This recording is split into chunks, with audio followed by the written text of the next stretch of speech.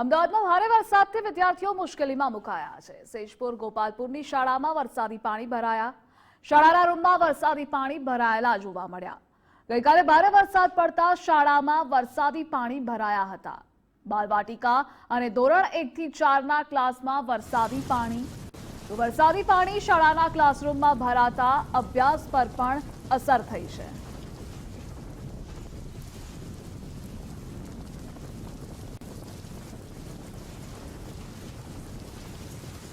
અમદાવાદના પૂર્વ વિસ્તારમાં જે પ્રકારે ગઈકાલે વરસાદ વરસ્યો હતો તેના કારણે અનેક વિસ્તારોમાં જળબંબાકારની સ્થિતિનું નિર્માણ થયું હતું। ત્યારે અમદાવાદ પિરાણાથી બાજુમાં આવેલા સૈજપુર ગોપાલપુરનું જે ગામ છે તેની સ્માર્ટ સ્કૂલની અંદર વરસાદી પાણી જે છે એ ઘૂસ્યા હતા।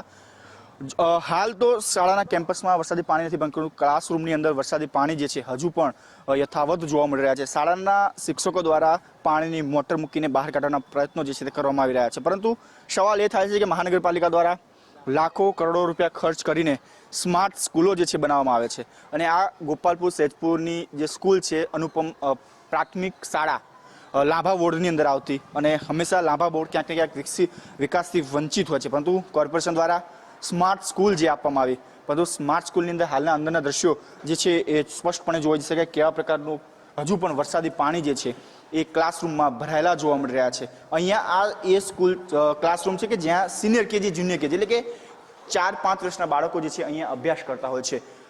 ત્યાં સમગ્ર વરસાદી પાણી જે છે એ ભરાયેલું જોવા મળ્યું છે। સાથે સાથે આ એક ક્લાસરૂમ નથી, પરંતુ આના બીજા અન્ય પણ જે 3 થી 4 જે ક્લાસ છે, તમામ ક્લાસરૂમની અંદર વરસાદી પાણી જે છે ભરાયેલા છે, જેના કારણે બાળકોના અભ્યાસ પર પણ અસર થઈ રહી છે। સાથે સાથે બાળકોના વાલીઓ જે પણ અનેકો રજૂઆત કરી છે, કારણ કે શાળાની અંદરથી જે પાછળ એક કંપની આવેલી છે તેની દિવાલને કારણે આ વરસાદી પાણીનો જે છે નિકાલ થતો નથી, જેના કારણે ક્લાસની સ્કૂલોની અંદર વરસાદી પાણી જે છે ભરાતા હોય છે।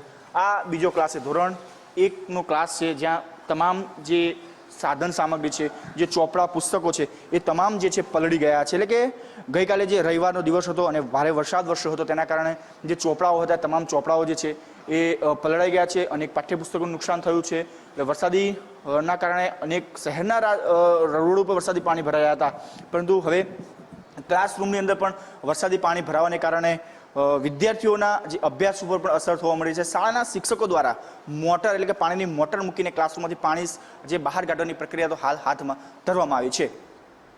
કેમેરામેન નેસર રોજરા સાથે રાહુલ ત્રિવેદી, ગુજરાત ફર્સ્ટ, અમદાવાદ।